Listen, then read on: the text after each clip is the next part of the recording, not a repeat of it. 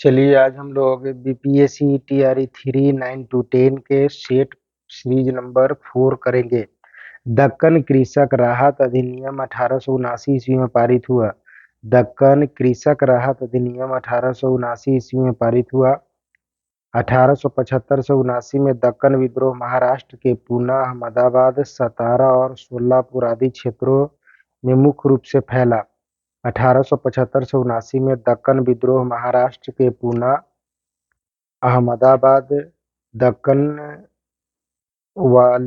दक्कन विद्रोह मुख्यतः मराठा किसानों द्वारा सूद पर पैसा देने वाले साहूकारों के विरुद्ध किया गया था। दक्कन विद्रोह जो है वो मुख्यतः मराठा के किसानों के द्वारा सूद पर पैसा देने वाले साहूकारों के विरोध में किया गया था। दक्कन विद्रोह का अन्य कारणों में ब्रिटिश सरकार द्वारा बढ़ाया गया भूमि कर मुख्य था। दक्कन विद्रोह का अन्य कारणों में ब्रिटिश सरकार द्वारा बढ़ाया गया भूमि कर मुख्य था। उपरोक्त दोनों कारणों में से किसान आर्थिक रूप से टूट चुका था। किसान आर्थिक दिसंबर 1874 ईस्वी सिरूर तालुका के करडीह गांव के एक सूदखोर कालूराम के विरुद्ध विद्रोह से यह आंदोलन प्रारंभ हुआ। मई जून 1875 ईस्वी पूना क्षेत्र में यह विद्रोह अत्यधिक हिंसक हो गया था। मई जून 1875 ईस्वी पूना क्षेत्र में यह विद्रोह अत्यधिक हिंसक हो गया था। वासुदेव बलवंत फड़के ने दक्कन विद्रोह का नेतृत्व किया। वासुदेव बलवंत फड़के ने दक्कन विद्रोह का नेतृत्व किया। वासुदेव बलवंत फड़के ने दक्कन विद्रोह का नेतृत्व किया। भगीथरी तालुका के सुपा क्षेत्र में किसानों को बही खाता को जला दिया गया। भू राजस्व अधिनियम 1867 के द्वारा भू राजस्व बहुत बढ़ा दिया गया था। भू राजस्व बहुत बढ़ा दिया गया था। दक्कन उपद्रव आयोग का गठन किया गया। दक्कन उपद्रव आयोग का गठन किया गया। इस आयोग की रिपोर्ट पर दक्कन कृषक राहत अधिनियम 1879 के द्वारा किसानों को महाजनों से संरक्षण प्रदान किया गया। किसानों के द्वारा ऋण नहीं चुकाने की स्थिति में संपत्ति जब्त करने तथा बंदी बनाने से सुरक्षा प्रदान किया गया। एमजी रानाडे और उनका पूरा सार्वजनिक सभा ने किसानों का समर्थन किया था। एमजी रानाडे और उनका पूना सार्वजनिक सभा ने किसानों का समर्थन किया था। सरकार द्वारा जनता से लिया गया उधार को सरकारी बजट में एक पूंजी प्राप्ति में रखा जाता है। सरकार द्वारा जनता से लिया गया उधार को सरकारी बजट में एक पूंजी प्राप्ति में रखा जाता है। पूंजी प्राप्ति के अंतर्गत बाजार से लिए गए ऋण भारतीय रिजर्व बैंक से ली गई उधारी में शामिल किया जाता है। पूंजी प्राप्ति में विनिवेश से प्राप्त आय को भी रखा जाता है।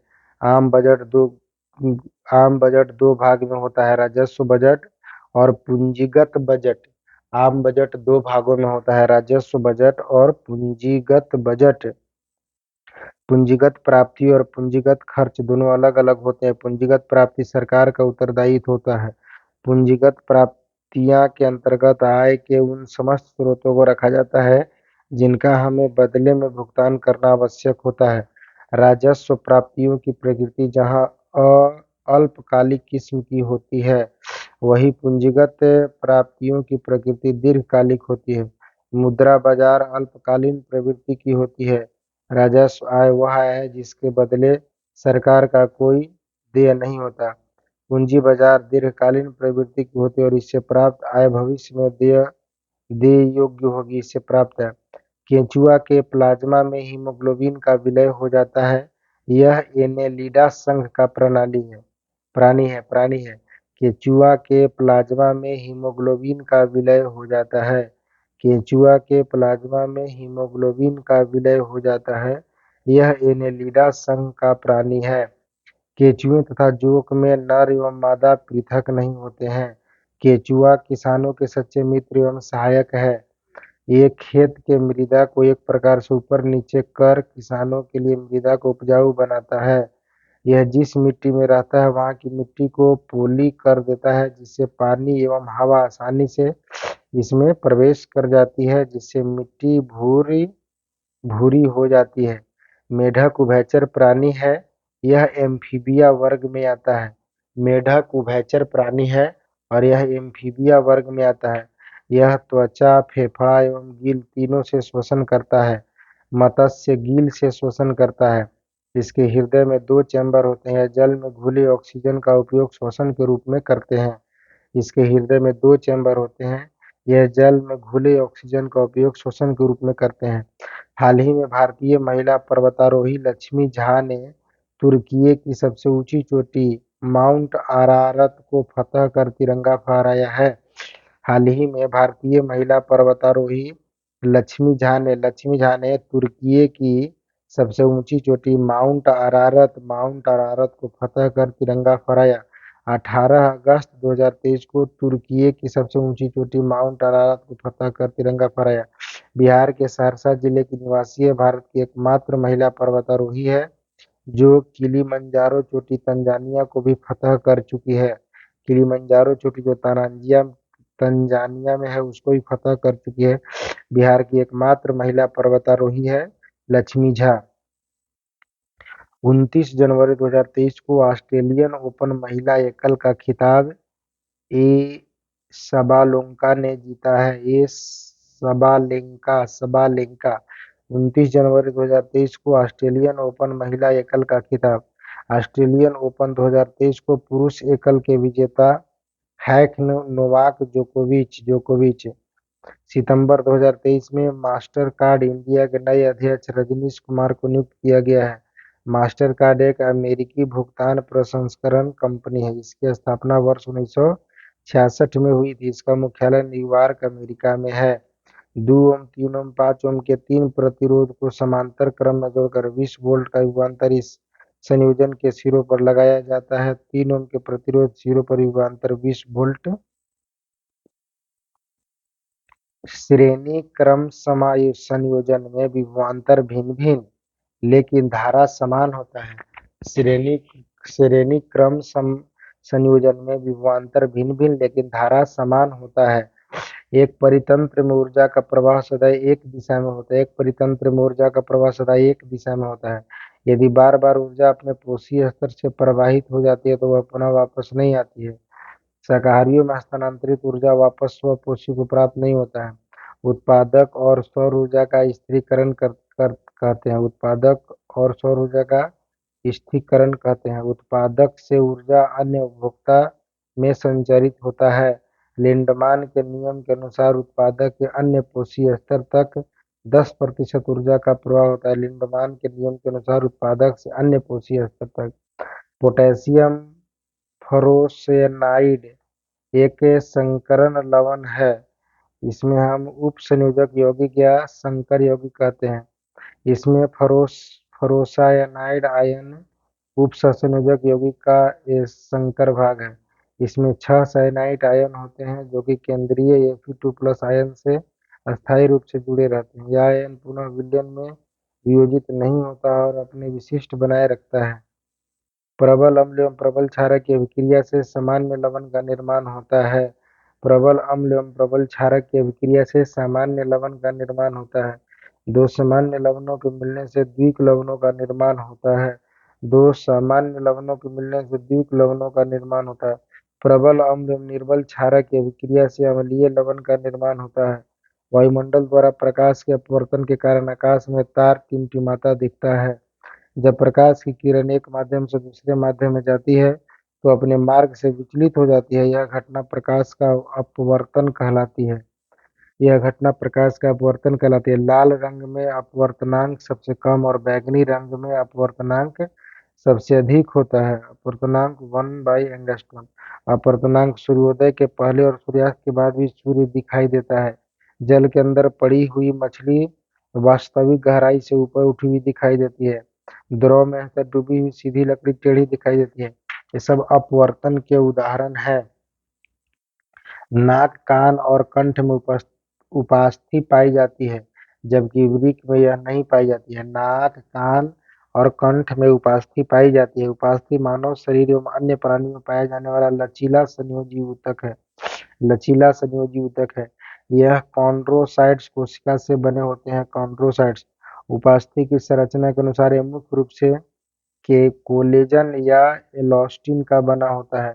सूर्य ग्रहण के समय दिखाई देने वाला उसका बाह्यतम भाग जिसे सूर्य मुकुट भी कहा जाता है। यह परिमंडल या कोरोना है, परिमंडल या कोरोना है। सूर्य के वर्णमंडल के परे भाग को किरीट या कोरोना कहते हैं। कोरोना चांद या पानी की बूंदों के विवर्तन के द्वारा सूर्य के चारों ओर बनाई गई एक पोस्टल हेलो को कहते हैं। कोरोना का निर्माण प्लाज्मा द्वारा होता है। सूर्य में पदार्थ की प्लाज्मा अवस्था होती है। सूर्य में पदार्थ की प्लाज्मा अवस्था होती है। इसमें पदार्थ आयन रूप में रहते हैं। वोल्टता को निरूपित किया गया कार्य विद्युत धारा इंटू समय, किया गया कार्य आवेश इंटू विभवांतर, विभवांतर किया गया कार्य विद्युत धारा इंटू समय। वोल्टता का एसआई मात्रक वोल्ट है। वोल्टता का एसआई मात्रक वोल्ट है। वोल्टता या विभवांतर को मापने के लिए वोल्ट मीटर का प्रयोग किया जाता है। वोल्टता या विभवांतर को मापने के लिए वोल्ट मीटर का प्रयोग किया जाता है। सेल का विद्युत वाहक बल को मापने के लिए पोटेंशियोमीटर का प्रयोग करते हैं। यह वस्तुएं जिनका गंध एसिडिक और बेसिक माध्यम में बदलता हो को ऑल्फैक्टरी संकेतक कहते हैं। प्याज और लहसुन में गंध के कारण सल्फर की उपस्थिति है। प्याज और लहसुन में गंध के कारण सल्फर की उपस्थिति है। एसिड स्वाद में खट्टा होता है। बेसिक वस्तुएं या धातुओं के सदृश आचरण करने वाले मूलकों के वे यौगिक जो अम्लों की अभिक्रिया करके लवण और जल बनाते हैं। परिवहन के लिए सोलर कार का उपयोग ग्रीन हाउस प्रभाव के लिए जिम्मेदार नहीं है। गैसीय प्रदूषकों को उनके स्रोत के आधार पर निम्नलिखित भागों में बांटा गया है। धान के खेतों तथा जुगाली करने वाले मवेशियों के मुख से मीथेन गैस CH4 निकलता है। धान के खेतों तथा जुगाली करने वाले मवेशियों के मुख से मीथेन गैस निकलता है। धान के खेतों तथा जुगाली करने वाले मवेशियों के मुख से मीथेन गैस निकलता है। गंधक युक्त जीवाश्म ईंधनों के जलाने से SO2, SO3, H2S तथा H2SO4 आदि उत्पन्न होते हैं। जीवाश्म ईंधनों अर्थात खनिज तेल तथा कोयला के जलने से CO2, CO निकलता है। एरोसोल कैन तथा रेफ्रिजरेशन प्रणाली में CFCS उत्पन्न होता है। वर्साई की संधि 1919 में हस्ताक्षरित हुई थी। प्रथम विश्व युद्ध 1914 से 1918 के समापन पर पेरिस में शांति सम्मेलन 1919 में आयोजित किया गया। वर्साई की संधि 28 जून 1919 ईस्वी को जर्मनी के साथ हुई। संधि के तहत जर्मनी की सेना 1 लाख तक सीमित कर दी गई। प्रथम विश्व युद्ध के दौरान होने वाली वर्साई की संधि में द्वितीय विश्व युद्ध का बीजारोपण हुआ। वर्साई की संधि को आरोपित संधि के नाम से जाना जाता है। द्वितीय विश्व युद्ध में जर्मनी की हार का श्रेय रूस को दिया जाता है। द्वितीय विश्व युद्ध में जर्मनी की हार का श्रेय रूस को दिया जाता है। धौलावीरा और लोथल का प्राचीन हड़प्पा बस्तियां वर्तमान भारतीय राज्य गुजरात में स्थित है। धौलावीरा गुजरात के कच्छ के रण में अवस्थित है। धौलावीरा गुजरात के कच्छ के रण में अवस्थित है। लोथल नगर योजना तथा अन्य भौतिक वस्तुओं के आधार पर एक लघु हड़प्पा या लघु मोहनजोदड़ो नगर प्रतीत होता है। लोथल नगर योजना अन्य भौतिक वस्तुओं के आधार पर एक लघु हड़प्पा या लघु मोहनजोदड़ो नगर प्रतीत होता है। लोथल की सबसे प्रमुख विशेषता जहाजों की गोदी है। लोथल तथा कालीबंगन के पुरा स्थलों से अग्निकुंड अथवा यज्ञ वेदियों के साक्ष्य मिलते हैं। हाथी दांत का पैमाना में लोथल में मिला। हाथी दांत का पैमाना में लोथल में हड़प्पा संस्कृति के संदर्भ में शैलकृत स्थापत्य के प्रमाण धौलावीरा से मिला है। हड़प्पा संस्कृति के संदर्भ में शैलकृत स्थापत्य के प्रमाण धौलावीरा से मिला है। बुद्ध के गृह त्याग के उपरांत उनके गुरु थे अलार कालाम और रुद्रक रामपुत्र। बुद्ध के गृह त्याग के उपरांत उनके गुरु कौन थे? आलार कालाम और रुद्रक रामपुत्र। सिद्धार्थ 29 वर्ष की अवस्था में गृह त्याग किया, जिसे बौद्ध धर्म में महाभिनिष्क्रमण कहते हैं। महाभिनि 29 वर्ष की अवस्था में। गौतम बुद्ध गृह त्याग के बाद सर्वप्रथम वैशाली के आलार कलाम की सांख्य दर्शन की शिक्षा ग्रहण की। गौतम बुद्ध अपने प्रथम गुरु से शून्य का ज्ञान प्राप्त किया। गौतम बुद्ध ने राजगृह के रुद्रक रामपुत्र से भी शिक्षा ग्रहण किया। यहाँ गौतम बुद्ध ने योग का ज्ञान प्राप्त किया। सिद्धार्थ को संबोधित 35 वर्ष की अवस्था में निरंजना नदी के तट पर पीपल वृक्ष के नीचे पूर्णिमा की रात्रि में प्राप्त हुआ। गौतम बुद्ध ने प्रथम उपदेश सारनाथ में अपने 5 मित्रों को दिया। जब बौद्ध धर्म में धर्म चक्र प्रवर्तन कहलाता है। गौतम बुद्ध ने प्रथम उपदेश सारनाथ में अपने 5 मित्रों को दिया, जो बौद्ध धर्म में धर्म चक्र प्रवर्तन कहलाता है। बौद्ध धर्म में धर्म चक्र प्रवर्तन कहलाता है। भारत में स्थानीय स्वायत्ती संस्थाएं 1882 में सशक्त लॉर्ड रिपन द्वारा की गई। भारत में स्थानीय स्वायत्त शासी संस्थाएं 1882 में सशक्त लॉर्ड रिपन द्वारा की गई। लॉर्ड रिपन 1880 से 84 ईस्वी तक भारत का वायसराय थे। लॉर्ड रिपन उदारवादी दल का सदस्य था। लॉर्ड रिपन जो है उदारवादी दल का सदस्य था। लॉर्ड रिपन ने कलकत्ता के संबोधन में कहा था, आप मेरा मूल्यांकन मेरे शब्दों से नहीं मेरे कार्यों से करना। आप मेरा मूल्यांकन मेरे शब्दों से नहीं मेरे कार्यों से करना। Lady with the lamp Florence Nightingale ने लॉर्ड रिपन को भारत के महान उद्धारक की संज्ञा दी थी। Lady with the lamp Ripon के कार्यकाल के दौरान निम्न महत्वपूर्ण कार्य किए गए। प्रथम फैक्ट्री एक्ट 1881, प्रथम नियमित जनगणना 1881, वारनाक्यूलर प्रेस एक्ट की समाप्ति 1882, हंटर कमीशन का गठन 1882, लिलबर्ट बिल 1883 से 84, अकाल संहिता 1883, अकाल संहिता 1883, अकाल संहिता 1883, लिलबर्ट बिल 1883 से 1884, Hunter commission 1882, Hunter vernacular press act की समाप्ति 1882, प्रथम नियमित जनगणना 1881, प्रथम फैक्ट्री एक्ट 1881। 2011 की जनगणना के अनुसार भारत की साक्षरता दर 74.0% थी। 2011 की जनगणना के अनुसार 2011 की जनगणना के भारत में पुरुष साक्षरता दर 82.14%, महिला साक्षरता दर 65.46%, सबसे कम साक्षरता वाला राज्य बिहार।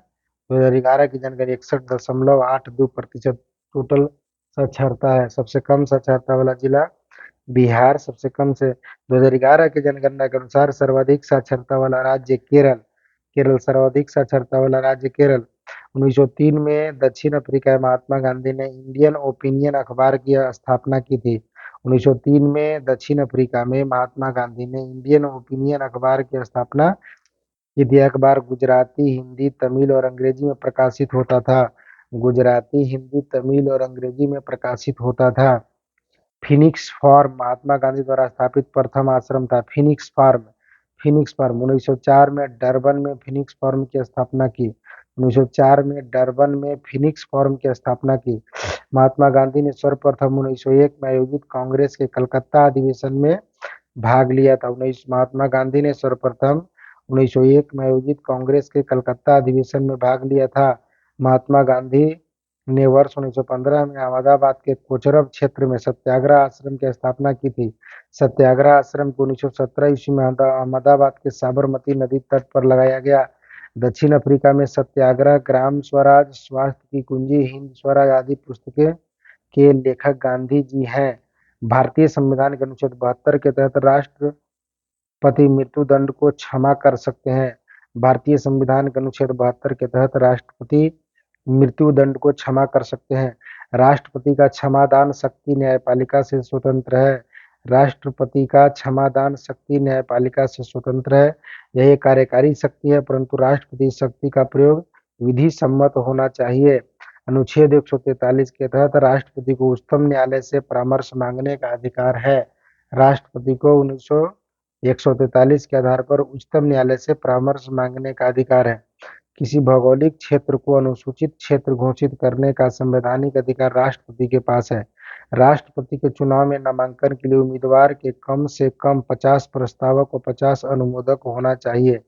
राष्ट्रपति के चुनाव में नामांकन के लिए उम्मीदवार के कम से कम 50 प्रस्तावक एवं 50 अनुमोदक होना चाहिए। राष्ट्रपति उम्मीदवार को जमानत राशि के रूप में 15,000 रुपया जमा करना होता है। यह उम्मीदवार कुल डाले गए मतों का 1/6 भाग प्राप्त करने में असमर्थ रहता है तो जमानत राशि जब्त कर ली जाती है। यह उम्मीदवार कुल डाले गए मतों का 1/6 भाग प्राप्त करने में असमर्थ रहता है तो जमानत राशि जब्त कर ली जाती है। राज्यसभा के 12 सदस्यों को राष्ट्रपति द्वारा नामित किया जाता है। राष्ट्रपति के 12 राज्यसभा के नामित 12 सदस्यों को कला, साहित्य, विज्ञान और समाज सेवा से संबंधित विशेष ज्ञान एवं व्यवहारिक अनुभव वाले व्यक्तियों को चुना जाता है। राज्यसभा में अधिकतम सीटों की संख्या 250 निर्धारित की गई है। राज्यसभा में अधिकतम सीटों की संख्या 250 निर्धारित की गई है। वर्तमान में राज्यसभा में 245 सदस्य हैं। राज्यसभा में 225 सदस्य राज्यों के प्रतिनिधित्व 8 संघ राज्य क्षेत्र का प्रतिनिधित्व करते हैं और 12 सदस्य राष्ट्रपति द्वारा मनोनीत किया जाता है। भारत के मूल संविधान में क्रमशः 395 अनुच्छेद और 8 अनुसूचियां थी। संविधान में मूल पाठ 22 भाग, 395 अनुच्छेद और 8 अनुसूचियां थी। वर्तमान समय में संविधान में लगभग 470 अनुच्छेद, 12 अनुसूचियां और 25 भागों में विभाजित है। संविधान सभा का पहली बैठक 9 दिसंबर 1946 को हुई। संविधान निर्माण की प्रक्रिया में कुल 2 वर्ष 11 महीने और 18 दिन लगे थे। संविधान के प्रारूप पर कुल 114 दिनों तक बहस हुई थी। संविधान के प्रारूप पर कुल 114 दिनों तक बहस हुई थी। संविधान के निर्माण पर लगभग 64 लाख रुपये खर्च आया। 24 जनवरी 1950 को संविधान सभा की अंतिम बैठक हुई थी। 24 जनवरी 1950 को संविधान सभा की अंतिम बैठक हुई थी। हिंद महासागर का सबसे गहरा बिंदु जावा गर्त है। हिंद महासागर का सबसे गहरा बिंदु जावा गर्त है। जावा गर्त को सुंडा गर्त के नाम से जाना जाता है। जावा गर्त को सुंडा गर्त के नाम से जाना जाता है। सुंडा गर्त पूर्वोत्तर हिंद महासागर में स्थित है। सुंडा गर्त पूर्वोत्तर हिंद महासागर में स्थित है। वर्तमान में लगभग 57 गर्तों को खोजा गया, जिसमें 32 प्रशांत महासागर में, 19 अटलांटिक महासागर में और 6 हिंद महासागर में स्थित है।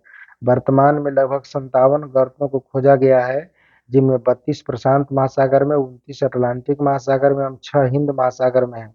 हिंद महासागर में लवणता में अपेक्षाकृत अधिक विभिन्नता पाई जाती है, जिसके कारण हिंद महासागर में सागर धाराओं की नियमित दिशा में परिवर्तन होता है। मगन मगन तटों मगन तटों का सर्वाधिक विस्तार अटलांटिक महासागर में स्थित है। यूनेस्को की विश्व विरासत सूची में शामिल की गई राम रामपा मंदिर तेलंगाना में स्थित है। यूनेस्को की विश्व विरासत सूची में शामिल की गई रामपा मंदिर तेलंगाना में स्थित है। रामपा मंदिर को रुद्रेश्वर मंदिर के नाम से भी जाना जाता है। रामपा मंदिर को रुद्रेश्वर रुद्रेश्वर रुद्रेश्वर रुद्रेश्वर रुद्रेश्वर रुद्रेश्वर रामपा मंदिर को रुद्रेश्वर मंदिर के नाम से भी जाना जाता है, जिसे 2021 में यूनेस्को की विश्व धरोहर सूची में शामिल किया गया है। मिस्ट्रल एक शीत स्थानीय पवन है। मिस्ट्रल एक शीत स्थानीय पवन है। मिस्ट्रल ठंडी पवन फ्रांस और स्पेन का स्थायी पवन है। मिस्ट्रल ठंडी पवन फ्रांस और स्पेन का स्थायी पवन है। स्थानीय धारा तलीय बनावट, तापमान एवं वायु दाब की विशिष्ट स्थिति के कारण प्रचलित पवनों को स्थानीय पवन कहा जाता है। स्थानीय पवन कहा जाता है।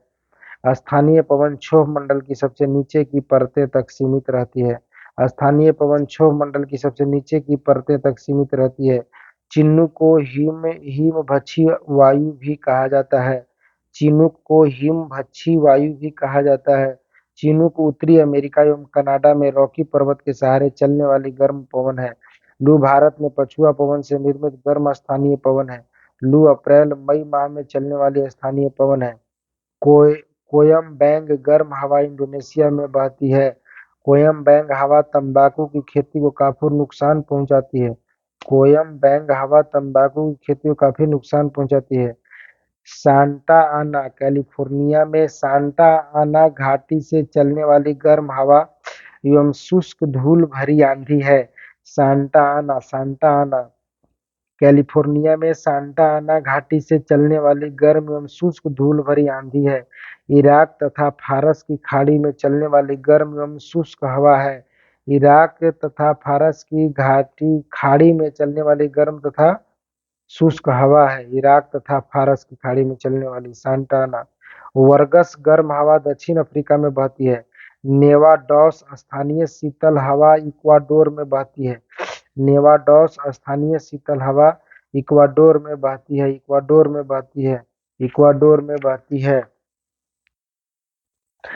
आदि शंकराचार्य द्वारा स्थापित 4 मठ निम्नलिखित हैं। आदि शंकराचार्य के द्वारा स्थापित 4 गो मठ निम्नलिखित है। मुंगेरी मठ, ये शारदा पीठ, यह कर्नाटक के चिमंगलूर मुंगेरी मठ है। श्रृंगेरी मठ है, शारदा पीठ। गोवर्धन मठ पुरी उड़ीसा, गोवर्धन मठ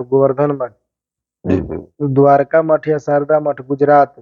द्वारका मठ या शारदा मठ गुजरात, जोशी मठ बद्रीनाथ का श्रम उत्तराखंड, जोशी मठ। हिंदू धर्म में मठों की परंपरा लाने का श्रेय आदि शंकराचार्य को जाता है। हिंदू धर्म में मठों की परंपरा लाने का श्रेय आदि शंकराचार्य को जाता है। प्राचीन भारतीय सनातन परंपरा के विकास और हिंदू धर्म के प्रचार प्रसार में आदि शंकराचार्य का महान योगदान है। आदि शंकराचार्य अद्वैतवाद के प्रवर्तक थे। आदि शंकराचार्य अद्वैतवाद के प्रवर्तक थे। आदि शंकराचार्य ने ब्रह्म सूत्र बड़ी ही विशद और रोचक व्याख्या की है। आदि शंकराचार्य ने ब्रह्म सूत्र बड़ी ही विशद और रोचक व्याख्या की है।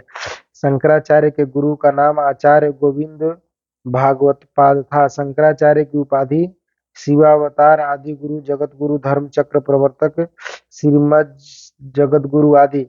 शंकराचार्य के गुरु का नाम आचार्य गोविंद भागवतपाद था। आचार्य गोविंद भागवतपाद। शंकराचार्य की उपाधि शिवावतार, आदि गुरु, जगत गुरु, धर्म चक्र प्रवर्तक, श्रीमद जगत गुरु आदि है। शंकराचार्य के पिता का नाम शिव गुरु भट्ट और माता का नाम सुभद्रा था। शंकराचार्य के पिता का नाम शिव गुरु भट्ट और माता का नाम सुभद्रा था। शंकराचार्य ने मंडन मिश्र से शास्त्रार्थ किया था। शंकराचार्य ने मंडन मिश्र से शास्त्रार्थ किया था। इनकी मृत्यु 820 ईस्वी में केदारनाथ के पास हुई। इनकी मृत्यु 820 ईस्वी में केदारनाथ के पास हुई। मंडन मिश्र की पत्नी भारती ने काम शास्त्र के प्रश्न पर तत्काल पराजित किया था। मंडन मिश्र की पत्नी भारती ने काम शास्त्र के प्रश्न पर तत्काल पराजित किया था। अद्वैतवाद का है ब्रह्मा और जीव मूलतः और तत्व एक है, अंतर अज्ञानता के कारण आता है। विसेंट अस्थीम ने भी माना कि भारत में बौद्ध धर्म के पतन के लिए मुख्य कारक आदि शंकराचार्य का था। विसेंट अस्थीम ने भी यह माना है कि भारत में बौद्ध धर्म के पतन का एक मुख्य कारण आदि शंकराचार्य का था। सीबाजोल एक सल्फा औषधि है। यह कम समय में प्रभावी सल्फा ड्रग है।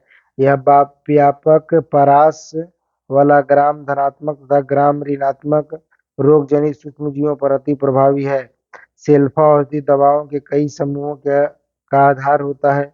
यह मूल रूप से जीवाणुरोधी सल्फोनमाइड्स, कृत्रिम एंटीमाइक्रोबायल एजेंट होते हैं। औषधि निर्माणकर्ता और इसका उपयोग स्ट्रेप्टोमाइसिन, सेलमैन वैक्समैन ने इसका निर्माण किया। प्रतिजीवी के रूप में इसका उपयोग किया जाता है। टेरामाइसिन फ्रांसिस हॉस्टिन प्रमुख प्रतिजीवी है। यह एस्पिरिन, फॉलिक हाफमैन दर्द निवारक एवं ज्वरहारी, पेनिसिलिन एलेक्जेंडर फ्लेमिंग प्रथम प्रतिजीवी के रूप में इसका उपयोग किया जाता है। पैरासीटामोल, फ्लेमिंग हार्मोन, नॉर्थरोप मार्स ज्वरहारी के रूप में पैरासीटामोल का प्रयोग ज्वरहारी के रूप में किया जाता है। इंटरगवर्नमेंटल पैनल ऑन क्लाइमेट संगठन जलवायु परिवर्तन के प्राकृतिक, राजनीतिक एवं आर्थिक प्रभावों के साथ साथ इसका उद्देश्यपरक वैज्ञानिक दृष्टिकोण प्रदान करता है। आईपीसीसी की स्थापना 1988 ईस्वी में इसका मुख्यालय जेनेवा, स्विट्जरलैंड में है। बर्ट बोलिन आईपीसीसी संगठन के संस्थापक थे। Bert Bolin IPCC intergovernmental panel on climate change. IPCC मूल संगठन संयुक्त राष्ट्र पर्यावरण कार्यक्रम तथा विश्व मौसम विज्ञान संगठन है। आईपीसीसी का मूल संगठन संयुक्त राष्ट्र पर्यावरण कार्यक्रम तथा विश्व मौसम विज्ञान संगठन है। आईपीसीसी संगठन को वर्ष 2007 में नोबेल शांति पुरस्कार से सम्मानित किया गया था। आईपीसीसी संगठन को 2007 में नोबेल पुरस्कार से सम्मानित किया गया था। पश्चिमी घाट और पूर्वी हिमालय भारत के प्रमुख जैव विविधता स्थल है। पश्चिमी घाट और पूर्वी हिमालय भारत के प्रमुख जैव विविधता स्थल है। किसी प्राकृतिक प्रदेश में पाई जाने वाली जंगली तथा पालतू जीव जंतुओं एवं पादपों की प्रजातियों की बहुलता को जैव विविधता कहते हैं। जैव विविधता शब्द का प्रयोग सर्वप्रथम डब्ल्यू जी रोजेन ने 1985 में किया था। भारत में पश्चिमी घाट को पारिस्थितिकी उष्ण स्थल की संज्ञा दी जाती है। भारत सरकार ने जैव विविधता अधिनियम 2002 में पारित किया था। भारत सरकार ने जैव विविधता अधिनियम 2002 में पारित किया था। विश्व में सर्वाधिक जैव विविधता वाला क्षेत्र उष्णकटिबंधीय वर्षा वन है। विश्व में सर्वाधिक जैव विविधता वाला वन क्षेत्र उष्णकटिबंधीय वर्षा वन है। भारत की जैव विविधता के क्षेत्र के आधार पर निम्न 3 भागों में बांटा गया है: हॉट स्पॉट समुद्री जैव विविधता क्षेत्र, जैव भौगोलिक क्षेत्र। जलवाष्प CO2 और CFCs रसायन गैस ग्रीन हाउस प्रभाव उत्पन्न होने के लिए उत्तरदायी है। CO2 की मात्रा तेजी से बढ़ने का कारण निम्न है: बढ़ती दर से जीवाश्म ईंधन के दहन के कारण CO2 का अधिकाधिक मात्रा में वायुमंडल में विवेचन हो रहा है। तीव्र गति से वन विनाश के कारण वन क्षेत्रों में ह्रास होने के कारण CO2 की निरंतर कमी हो रही है। ग्रीन हाउस गैसों द्वारा होने वाले वैश्विक तापमान में लगभग 60% के लिए CO2 जिम्मेदार है। मीथेन गैस वायुमंडल को हरित गृह पर्णों में 20% की वृद्धि करती है। ओजोन परत क्षय का मुख्य कारण क्लोरोफ्लोरोकार्बन है। वायुमंडल में CO2 की मात्रा 0.03% है। अर्धवृत्त में बना कोण समकोण होता है। वायुमंडल में CO2 की मात्रा 0.03% है। Pi radian equal to 180 degree होता है। Pi radian equal to 180 degree होता है। ग्रीन हाउस गैसों के द्वारा होने वाले वैश्विक तापमान में लगभग 60% के लिए CO2 जिम्मेदार है। CO2 जिम्मेदार है। तीव्र गति से वन विनाश के कारण क्षेत्रों में ह्रास होने के कारण CO2 के उपयोग में निरंतर कमी हो रही है। कमी जलवाष्प CO2 और CFC रसायन गैस ग्रीन हाउस प्रभाव उत्पन्न करने के लिए उत्तरदायी है। चलिए, प्रखर का विलोम शब्द मंद है। तीक्ष्ण का विलोम शब्द मंद। तीक्ष्ण का अन्य विलोम शब्द है कुंद या मंद बुद्धि। तीव्र का भी विलोम शब्द मंद ही होगा। संज्ञा के जिस रूप से पुरुष या स्त्रीत्व का बोध होता है उसे लिंग कहते हैं। व्याकरण में 2 लिंग है, पुल्लिंग और स्त्री लिंग। सूर्य का पर्यायवाची शब्द सूरज, रवि, दिनकर, दिवाकर, प्रभाकर, भास्कर, अंशुमान। मारुति का पर्यायवाची शब्द हनुमान, भीम, भीमसेन, भयंकर, महाकाय, भयानक, भीषण, पवन सुत आदि। हुतासन का पर्यायवाची शब्द है वैश्वानर, वैश्वानर, सूची, ज्वाला, आग, अग्नि, अनल, पावक, दहन, धूमकेतु, ज्वलन आदि। बाग बाग होना मुहावरे का अर्थ है अति प्रसन्न होना। ओठ बिचकाना मुहावरे का अर्थ है घृणा प्रकट करना। ओठ बिचकाना, घृणा प्रकट करना। ऐंठ निकालना मुहावरे का अर्थ है घमंड चूर होना। ऐंठ निकालना मुहावरे का अर्थ है ऐंठ निकालना, घमंड चूर होना। ओठ चिपकना मतलब खूब मोटा होना, मीठा होना। ओठ चिपकना मतलब खूब मीठा होना। भविष्यत काल के 3 सामान्य भविष्य संभाव्य और हेतु हेतु मध्य। धुआं सा मुंह होना मुहावरे का अर्थ लज्जित होना है। धूल फाँकना मुहावरे का अर्थ है मारे मारे फिरना। धूल फाँकना मुहावरे का अर्थ मारे मारे फिरना। धुन सवार होना मुहावरे का अर्थ है किसी बात के पीछे पड़ना। धत्ता बताना मुहावरे का अर्थ चालाकी से टाल देना। धोती ढीला ढीली होना मुहावरे का अर्थ है घबरा जाना, घबरा जाना। धोती ढीली होना मुहावरे का अर्थ है घबरा जाना। मुझे छोटी बच्ची के लिए कुछ नए कपड़े खरीदने। वाक्य में कर्ता शब्द कौन है? तो मुझे। मुझे रीतिवाचक के क्रिया विशेषण से रीति का बोध होता है। रीतिवाचक क्रिया विशेषण के 7 गो उपभेद है: करण बोधक, निषेध, निषेध बोधक, स्वीकार बोधक, प्रकार बोधक, निश्चय बोधक, अनिश्चय बोधक और प्रश्नवाचक। श्रृंगार शब्द का तद्भव रूप क्या है आपका? श्रृंगार ही है। श्रृंगार शब्द का तद्भव रूप श्रृंगार ही है।